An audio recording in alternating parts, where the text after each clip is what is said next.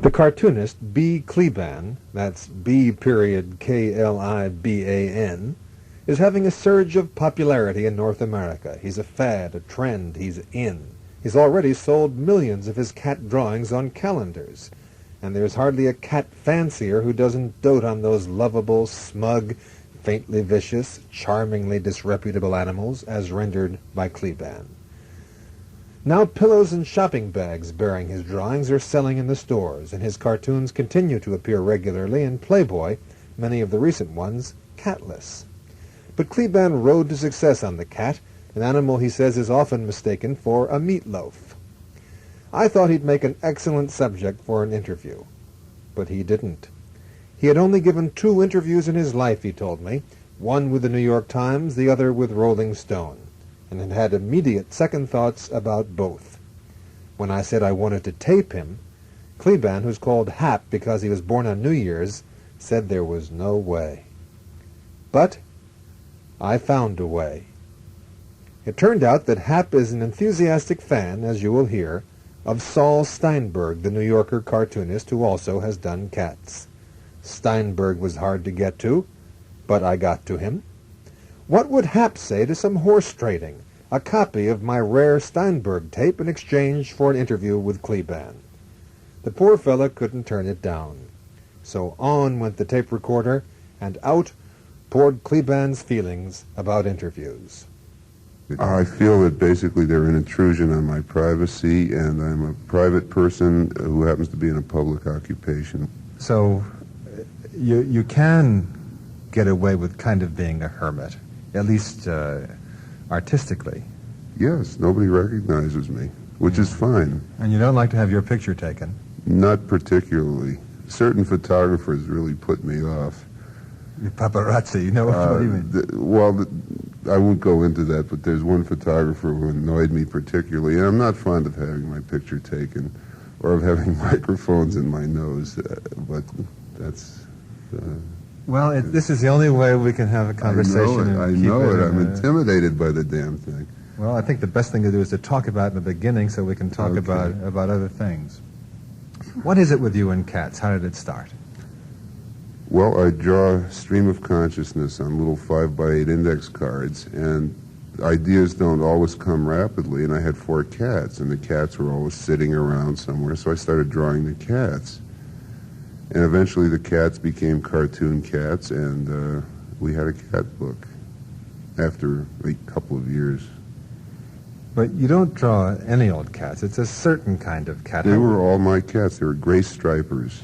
Those are the only kind of cats I will draw. All my cats have to be gray. Fence cats, yeah, just your common, ordinary gray striped cat.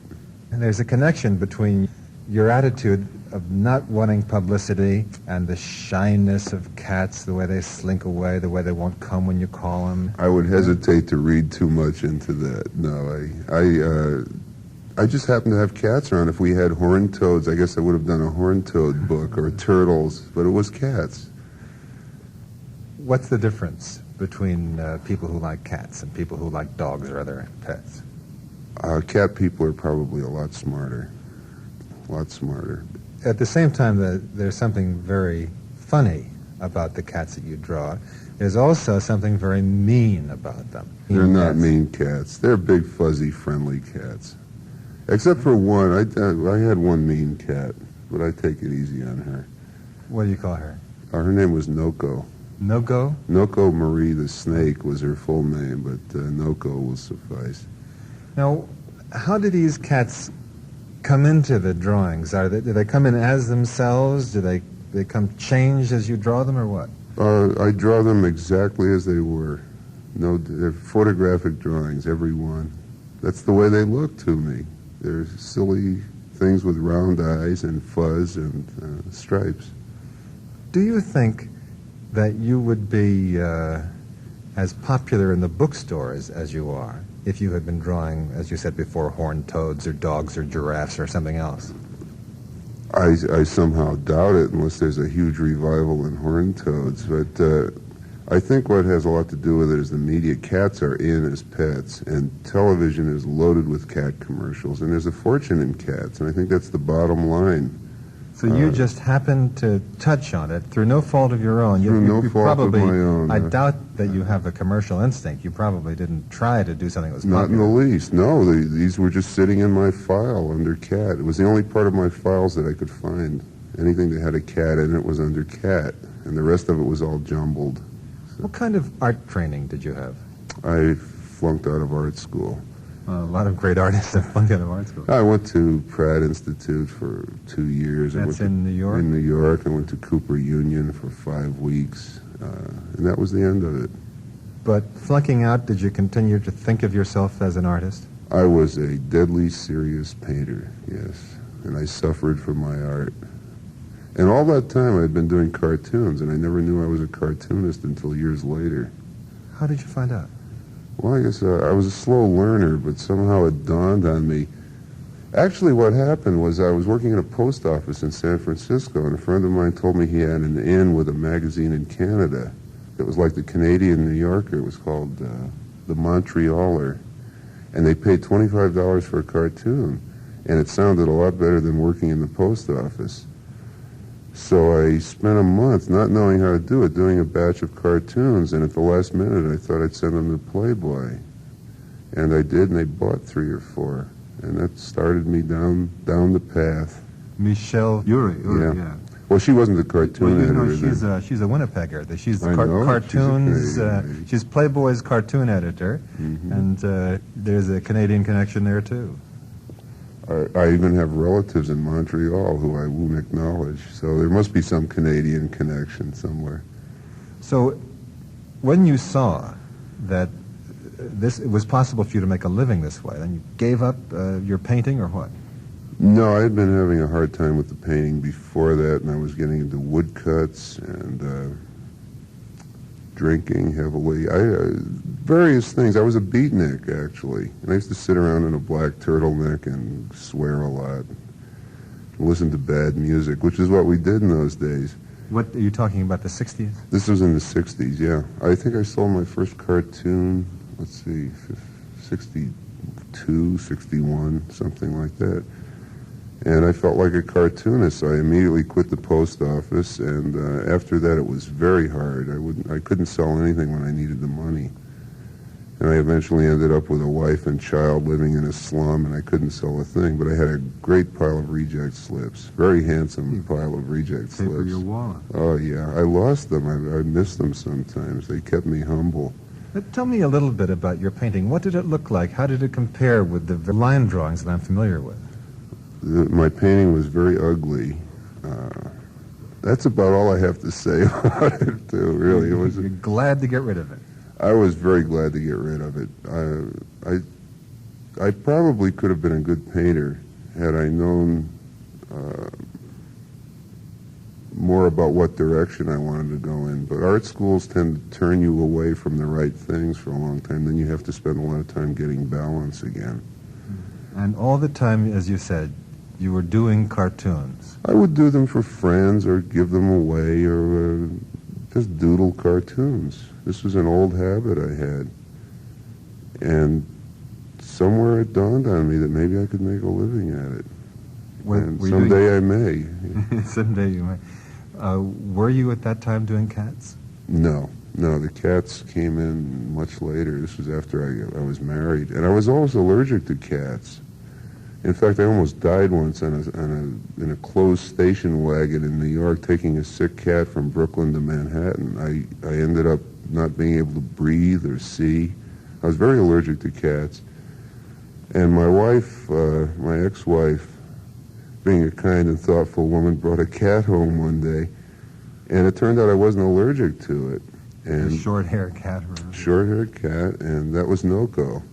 And Noko eventually had about 3,000 kittens, of which we kept some, and ended up with 4 cats.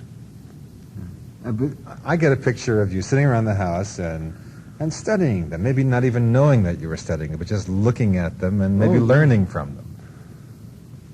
I can't say if there was a conscious process. I just look at them and draw them because they were there. And sometimes there were days between good ideas, so there were cats around and I draw cats. I draw my feet sometimes too, but feet weren't as funny as the cats were. I don't want to beat this dead horse or this dead cat Let's too many not beat the dead cat. Yeah. But You have to beat it 9 times anyhow. that's right. Well, I'll ask it one more time, the 9th time. What can we, members of the human race, learn from observing cats, particularly Kliban cats? I guess we should always wash our paws after we eat. I don't know if there's any moral lesson in all this, except give up painting and make money. Now, why are your drawings particularly suitable for calendars? I have no idea. This is a publisher's decision, not yours. It really was, yes. I had no idea of doing calendars. I had no interest in calendars. I still don't have much interest in calendars. And I don't know why the things are that successful. I really don't. I feel very fortunate. Sometimes I feel like I've created a lot of fuzzy monsters. But generally, it's been very interesting, and people seem to love the things. Unless they're all lying to me. No doubt, but they love it. Hap, were you surprised? I guess you were when you first started getting reports of how popular your stuff was. Very. Well, I've been a professional cartoonist for 15 years, and the cat thing goes back, 4 years now, I guess. And we thought it would maybe sell 20,000, I think, when we first ran it. And then it started going, and I was sort of bemused by it all. I said, that's interesting. And then it grew and grew and grew, and now there are cat everythings, it seems like. Cat jock straps and cat towels, and cat people are talking about doing cat lamps and cat automobiles. I don't know where Kliban cat lamps, etc., etc., etc. Well, I have cartoonist friends who draw very good cats. I have a friend named Gilbert Shelton who draws a very funny cat, but it's just, for some reason, mine are, I guess, inoffensive, and Gilbert's is a little more offensive, which is why I like his cat. Gus Ariola draws cats, the fellow who does Gordo. He's been doing a cat for years. But for some reason, mine are what are mine? I don't popular, know what they that's are. What they are. They're popular. I don't know what groove I've hit that makes people go crazy for cats, but I'm glad it's there. Hap, what is the difference between, in your mind, between a cartoon that has a caption and a cartoon that explains itself? A cartoon that explains itself is a much more pure form. But what I learned as a professional cartoonist is that in America you cannot sell cartoons that don't have an explanation. It's more a European style of cartooning. And American cartoons have to have at least 2 or 3 lines of caption so people will know that they're funny, I guess. I don't know. I'm used to working that way, and it offers more room for explaining what the cartoon is about, but the real pure form is just a drawing. When you do a drawing with no caption and no words, you feel as though you've closed it out better. It's a greater art form. It's more pure, yeah. It doesn't need the literary content. I don't think a pure cartoon should have literary content, but on the other hand, I've seen some very funny cartoons with great captions that somehow weld together. But they don't sell as well, which is strange. In Europe, they're more popular. I guess maybe it's because they have to cross more linguistic lines, and translation would make them suffer. Here we have a big homogeneous culture, and you can do one kind of cartoon. Playboy magazine is supposed to have some sort of sexual slant to it. Were your first cartoons sex-oriented, the ones you sold to them? The first batch I sent was a real mixed bag because I didn't know what I was doing. I remember one was a terrible thing about a man getting on a rubber horse in a cowboy outfit with spurs on, and some were vaguely sexual. They were a pretty innocuous bunch, but after a while, when you work for a magazine, you learn to slant. People who work for the New Yorker have to do things about the husband coming home and the wife is saying something about Dow Jones averages. Playboy is, my, what big tits you have, Miss So-and-so. And it goes like that. If you're working for the Saturday Review, you do literary cartoons. And it's just part of the trade. You tend to slant for a market. Well, Playboy, of course, is not immediately associated with cartoons. The New Yorker is. Would you like to draw for the New Yorker? As a matter of fact, I did sell a drawing to the New Yorker, and they had 2 more that they wanted to buy, and I made the mistake of meeting one of the cartoon editors, and that was the end of that. Lee Lorenz? No, this was way before Lorenz. There was another man named Garrity, who was a pretty decent guy, as I understand, and one of his assistants, who I won't name, was one of the most obnoxious, pompous individuals I've ever run into. I have a long-standing grudge against the New Yorker. I wouldn't send them anything. Tell us. It hurts them. It doesn't hurt me either. I just don't like their attitude. Which is? Has to do with suburbanites and so on? No, everybody in the goddamn building somehow sneers at the rest of the world because they work for the New Yorker. It's this little kind of cliquish, we're so special and sophisticated attitude, and they really put me off. And I hold grudges for a long time. I still have a grudge against my parents for giving me birth sometimes. But when you're trying to make it in the arts in this country, this is not an artist's country, and people really tend to treat you shabbily. If you say you're an artist and they say, well, how much money have you made? And if you say, well, I made $3 last year, they spit on you, and they treat you badly. And then when you make it, they come around and say, oh, we always knew you'd make it, you're wonderful, and this and that. And I really hold grudges. I feel badly. I didn't know that. I thought Americans like to think of artists as starving in a garret like Modigliani. No, this is not an artist's country. We're way down the bottom of the scale. When I did advertising work... Commercial success, that's appreciated. Commercial success is highly appreciated. You may be a commercial success, but you're not going to live the life of a commercially successul artist. Well, I'm not an ostentatious person, for one thing. I'm fairly conservative. You see, I'm a snappy dresser. And I don't believe in flash. It's just not my style. And I think partly, too, it's this old beatnik attitude that I have, which is that money is bad. It's a stupid attitude. But it's shared by an awful lot of people, especially in art schools. You know, if anybody's making money, by definition, they have to be not good to make money. You're a sellout if you make money. Now that you are commercially successful, what do you do with all this useless money? That's what I'm trying to figure out. We were talking a moment ago about the New Yorker magazine. I understand what your attitude is, but I want to repeat to you something that the art editor, Lee Lorenz, said to me. He said, when we look at the work of a cartoonist, we're not looking at a single drawing. We don't really particularly care whether one fellow happens to hit a funny bone with one shot. What we care about is a view of society, a view of the world that is peculiar to a particular artist.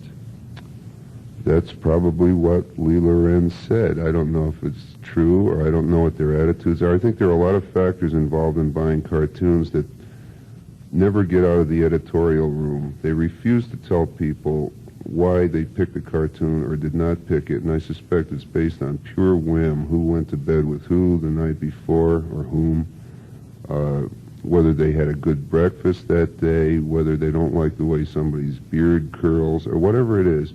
And I think the choices are based on very arbitrary things generally. I mean, some people are good cartoonists and they do better work than others. But I've been in the business for 15 years and I still don't know what will sell. And that's a silly way to be in business. And you would think that somehow, well, I've been dealing with Hefner for 15 years, and he's a very nice man to work for, but I have no idea what he thinks is funny. I really don't, and that's after 15 years.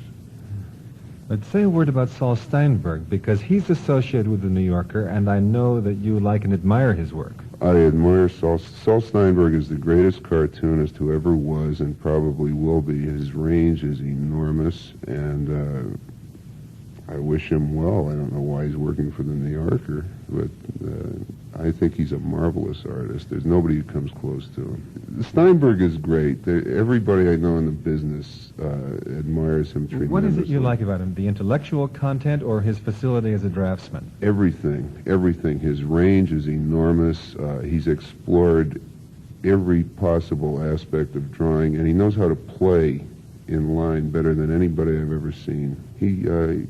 I don't know what kind of a man he is. I really don't know much about him. But he seems to have more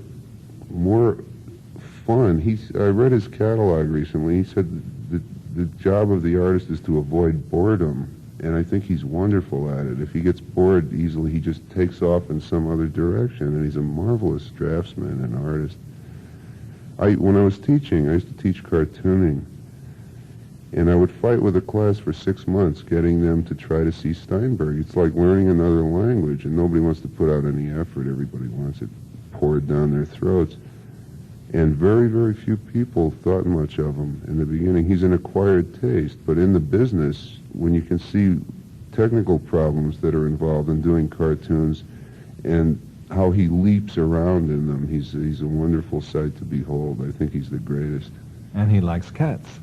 He also likes cats. He does great cats, too. His cats turn into people, and after a while, I used to have a problem with Steinberg. When I looked at his work, I'd start drawing like him for a week. You know, he's that strong an influence. And after a while, I started looking at my cats and seeing little people in cat suits. And he's done that very simply. His little cats have people faces, and they carry briefcases and do things like that.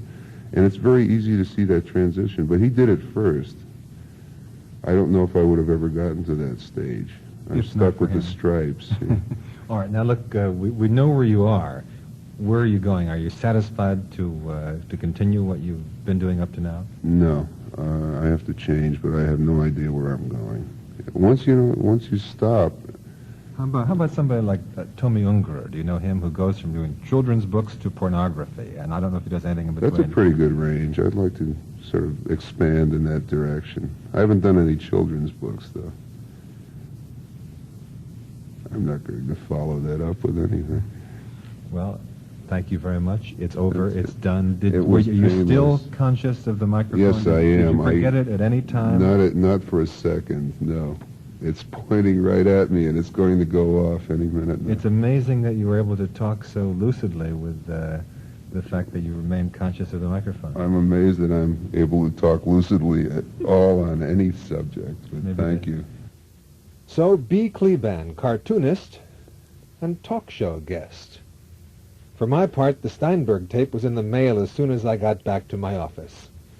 For his part, Hap said with no ifs, ands, or buts that he would never again allow himself to be taped. For better or worse, this conversation was it.